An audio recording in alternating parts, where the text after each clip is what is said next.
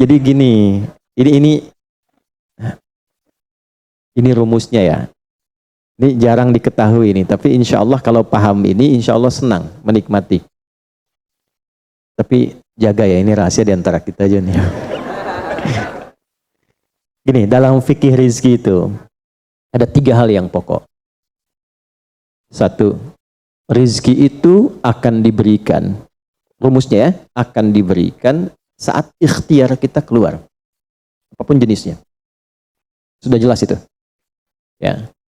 Itu ada di Quran surah ke-51. Sudah? Di ayat 22. Wa fis samaa'i rizqukum wa ma tu'adun. Dan di langit telah ditetapkan kadar rezekimu dan dijanjikan oleh Allah pasti diberikan. Nah, kapan itu diberikan? Ketika ikhtiar kita keluar. Jadi yang laki-laki, yang ikhwan ini, contoh ini, kita sudah siap saja untuk keluar, baru bawa map melangkah untuk menjemput rezeki Allah, ya, itu sudah ditetapkan keluar. Cuma sampainya kapan kita terima, nanti ada aturan lagi yang mengikat. Ya, sesuai dengan kadar niat nanti. Niatnya apa nih? Apakah mencari rezeki untuk kebutuhan dunia saja? Apakah mencari rezeki untuk mendapatkan ridha Allah? Ya kan? Niatnya bisa berbeda. Nah, berdasarkan niat itu, nanti Allah arahkan untuk mendapatkan yang terbaik. Tapi, berlaku hukum kedua. Ikhtiar Anda itu telah mengeluarkan rezeki dan tidak akan menguranginya. Ya, paham dulu sampai sini dulu ya. Pelan-pelan dulu. Nah, handphonenya turun dulu supaya fokusnya nyimaknya maksimal ya. Supaya maksimal nyimaknya. Tenang. Ini direkamnya bisa diulang nanti kalau supaya maksimal ngelihatnya. Jadi, ini yang pertama dulu. Rezeki sudah ditetapkan, pasti diberikan. Cara Allah memberikan, kita bergerak, itu rezeki ditetapkan turun. Jelas? Nah, diterimanya oleh kita, nanti kembali berdasarkan ikhtiar kita dan niat kita untuk mendapatinya. Innamal a'malu ya, itu dalil hadisnya. Jelas ya? Sampai sini dulu. Yang kedua, rezeki tidak akan tertukar dan berkurang. Karena kadarnya sudah pas. Ya, tepat, pas. Tidak ada yang berkurang. Dan tidak akan tertukar. Kalau Anda yang berikhtiar, tidak mungkin datangnya ke teman Anda. Mustahil. Kalau kita yang berikhtiar, tidak mungkin kepada saingan kita. Itu mustahil. Ya, kan ada persaingan dalam bisnis kadang-kadang kan? Kalau Anda yang ikhtiar, tidak mungkin ikhtiar Anda hasilnya diberikan kepada lawan bisnis Anda. Itu mustahil. Pasti jatuhnya ke Anda juga. Tidak akan ke yang lain. Kecuali dalam satu bab rumah tangga. Ya, usaha ayah kadang diberikan rezekinya mengalir kepada anak, atau usaha anak akan mengalir kemudian dampaknya kepada orang tuanya. Itu sudah rumus. Ya, awas hati-hati. Jadi kalau Anda ingin mudah berkehidupan ke depan, didik anak dekat dengan Allah. Ketika anak itu jadi baik, keberkahan pada anak itu akan menular kepada kedua orang tuanya. Ya, Bapak Ibu pengen haji, nabung banyak, belum berangkat, sudah antrian panjang. Tuh kan? Tapi tiba-tiba ada orang yang tetangga anaknya penghafal Quran 30 juz, dapat hadiah haji, orang tuanya ikut, bapaknya ikut, ibunya ikut, gurunya ikut. Tuh. Ya, jadi nanti ada 2 ayat di dalam Al-Quran yang menjamin usaha orang tua mengalir ke anak, usaha anak mengalir kepada kedua orang tua. Babnya keluarkan kalau ingin mudah. Nah, yang ketiga, nanti saya urutkan di papan tulis supaya memudahkan itu. Yang ketiga, ini yang paling penting untuk disadari, urut dulu ya. 1, rizki telah ditetapkan untuk diberikan sepanjang kita mau berikhtiar untuk menjemputnya. 2, rizki tidak akan berkurang dan tidak akan tertukar. Baik ya? Jelas sampai sini? Nah, ketiga, ini yang paling penting. Fokus ini dengan baik. Rizki akan ditentukan keberkahannya berdasarkan nilai keimanan seorang hamba. Catat ya. Rizki akan ditentukan kadar keberkahannya. Saya bicara berkah dulu tuh. Berdasarkan kadar keimanan seorang hamba. Yang ketiga ini kaidah khusus yang membedakan antara beriman dengan belum beriman. Sebab kita bisa bertanya kepada Allah, ya Allah, saya sudah beriman. Ada hambamu belum beriman. Apa yang membedakan iman saya dengan hambamu yang belum beriman terkait dengan persoalan rizki? Maka turun nanti ada ayat tentang rizki yang dikaitkan dengan iman. Sekarang kita praktekkan pelan-pelan. Ada rizki. Ada yang namanya rizki? Ada ya? Nah ini ya. Ini bab tentang Anda nih. 1. Pasti diberikan sesuai kadar ikhtiar. Loh. Dan 2. Sifatnya tidak tertukar. Ya, putri boleh tertukar, ada menteri yang tertukar, tapi tidak ada rezeki yang tertukar ya. Tidak tertukar sesuai dengan niat. Rizki nggak butuh alamat ya Pak. Begitu dapat langsung diberikan. Karena malaikat tuh kalau sudah turunkan nggak mungkin salah alamat tuh, udah tercatat semua itu. Ya. 3. Kadar iman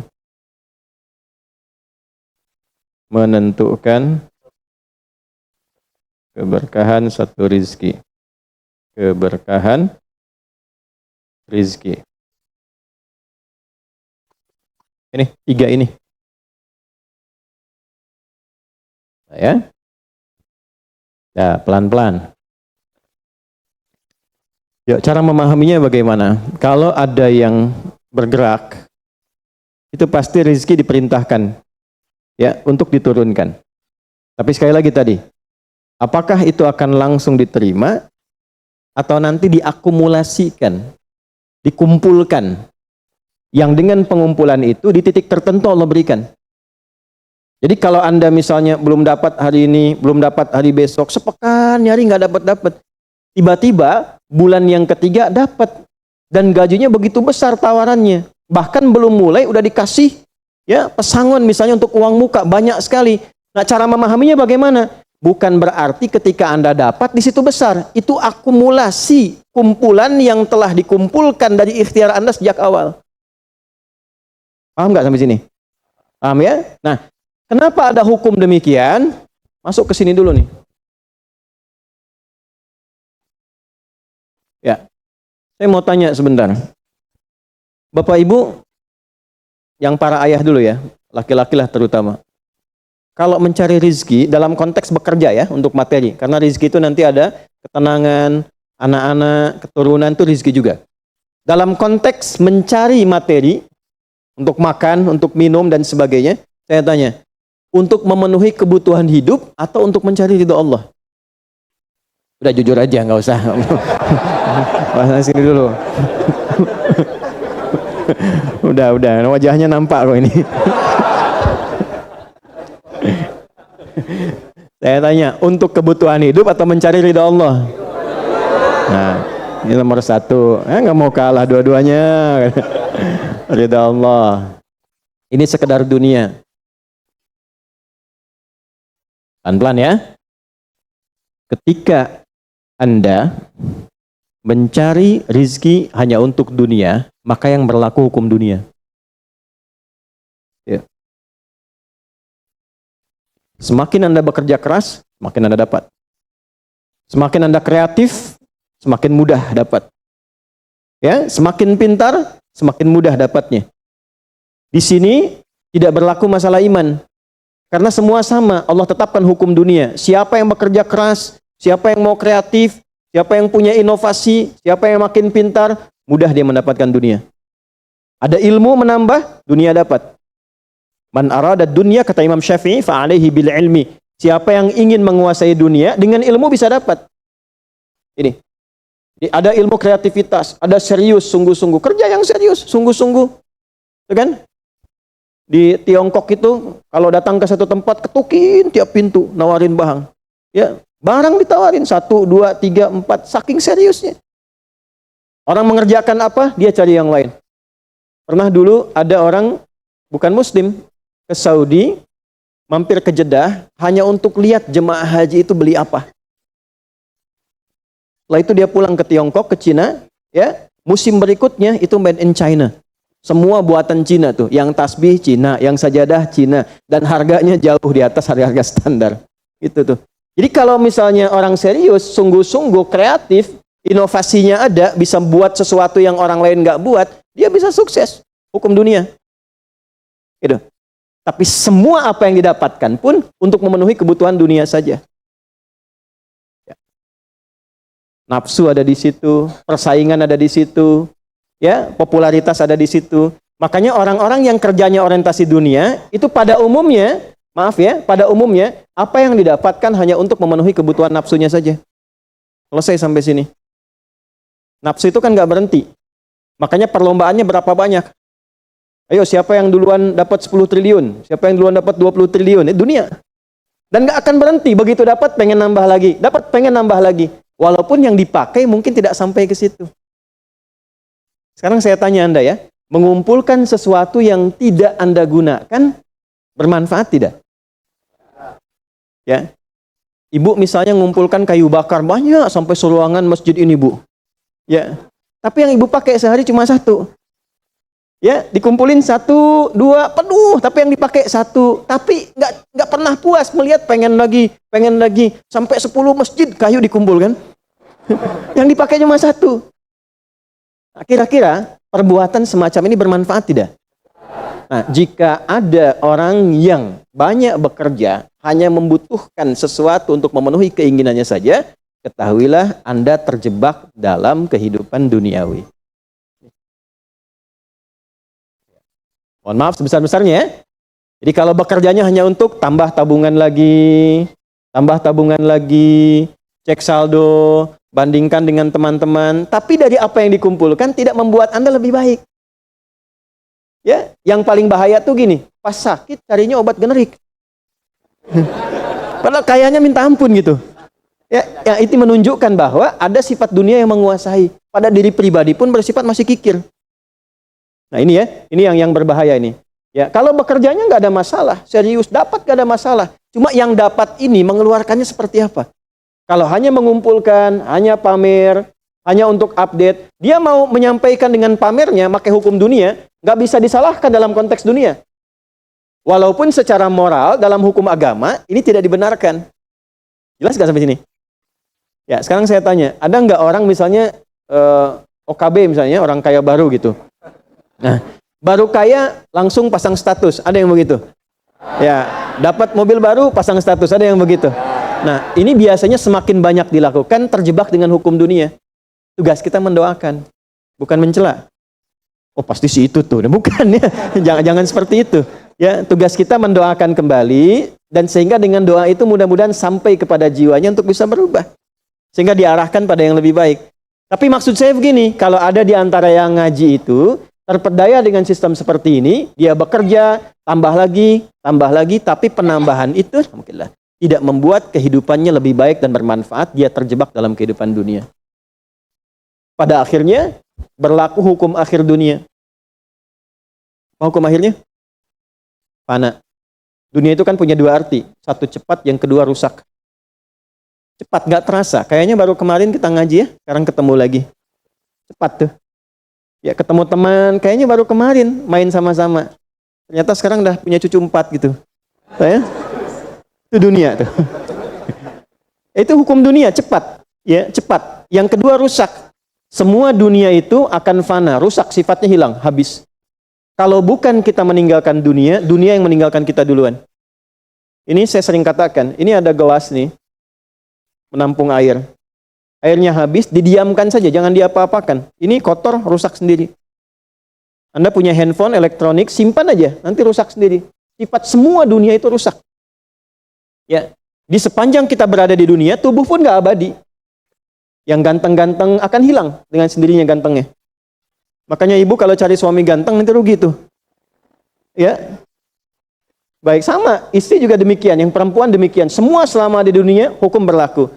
Nah, harta juga begitu. Saat dikumpulkan banyak yang dihitung ini, Kalau tidak sadar dengan, nah ini poinnya. Kalau tidak sadar dengan ketentuan hidup yang benar, pasti penyesalannya di akhir. Karena semua yang dikumpulkan itu pada akhirnya akan selesai hilang. Minimal manusia yang meninggalkan apa yang dikumpulkan dari dunia ini. Terkumpul 100 triliun. Hartanya kumpul, manusianya kan meninggal juga. Ya kan? Selesai ya? Ya, pertanyaannya, selama hidup yang kemakan berapa dari sini? Nah, ini yang kemudian dikoreksi oleh agama, dituntun oleh Islam. Tidak salah. Kalau bisa jangan 100 triliun, nanggung 1000 triliun, 2000 triliun, 3000 triliun. Kayak Abdurrahman bin Auf tuh, sampai 14.000 triliun. Kalau dihitung dengan kurs sekarang, itu sampai 14.000 triliun.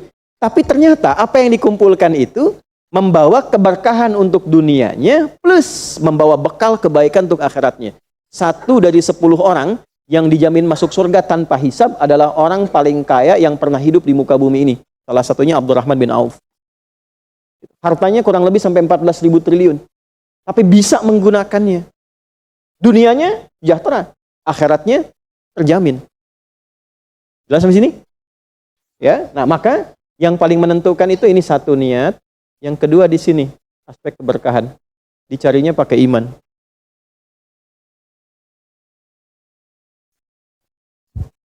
Maka niatkan yang pertama, upayakan setiap pencarian itu gunakan fungsi imannya untuk mencari ridha Allah. Maka ayatnya akan pindah ke ayat 172. Ya ayyuhalladzina amanu kulu min thayyibati ma razaqnakum. Hei orang-orang yang beriman, pakai imanmu untuk mencari kebutuhan hidupmu. Nanti aku siapkan, kata Allah, yang sesuai dengan kadar imanmu. Karena itulah kadang kelihatannya begini. Kelihatannya, mohon maaf ya Bu, Pak, nggak dapat lagi. Padahal sudah tahajud malamnya. Udah puasa, udah baca Quran, lamar nggak dapat lagi. Ini nggak dapat lagi. Bukan karena ini Anda nggak bisa dapat, bukan. Karena belum cocok dengan iman Anda. Ini belum thayyib. Belum thayyib. Belum ada baiknya. Mungkin ada bagian dari usaha itu yang kurang cocok untuk iman. Tapi ikhtiar Anda mencari, itu oleh Allah ditetapkan. Setiap dia berangkat, tuliskan. Siap turunkan, siap turunkan. Cuma kapan diturunkan? Nah, itu kadang-kadang ada latihan untuk menguatkan keimanan kita. Sampai kita melewati semua perjalanan pencarian rezeki itu, baru diturunkan. Dan hebatnya, dalam mencari ini, Allah berikan bonusnya. Ada bonus pengalaman. Pernah sakit, pernah capek, pernah naik ini, pernah naik itu, tanpa sadar, itu yang menempa dirinya menjadi sosok yang lebih kuat, lebih baik, yang ketika rezekinya diberikan seutuhnya, dia sudah bisa menggunakan rezeki ini sesuai dengan pengalaman sebelumnya. Nah, yang mahal tuh ini. Makanya Abdurrahman bin Auf itu kan diambil dulu, dirampas hartanya, berangkat 400 km, jalan kaki, nggak bawa apa-apa, dipakai dulu ilmunya, belajar dulu jadi penyalur, dapat upah, dapat bonus dulu, baru dipakai lagi. Tapi perjalanan itu menempa hidupnya dengan iman, sehingga jadi orang terkaya yang pernah tercatat dalam kehidupan di bumi sampai hari ini. Jadi kalau satu kali Anda melamar kemudian ditolak pekerjaan, jangan langsung simpulkan tidak diberi. Alhamdulillah ya Allah, yang telah memberikan kepadaku rizki yang baru berupa penolakan ini untuk menguatkan iman dan mentalku untuk menjemput rizkimu yang lebih baik daripada ini. Jelas ya? Nah, ini poin-poin ini yang mahal. Nanti kalau sudah dapat ilmu ini, yang lainnya akan lebih mudah.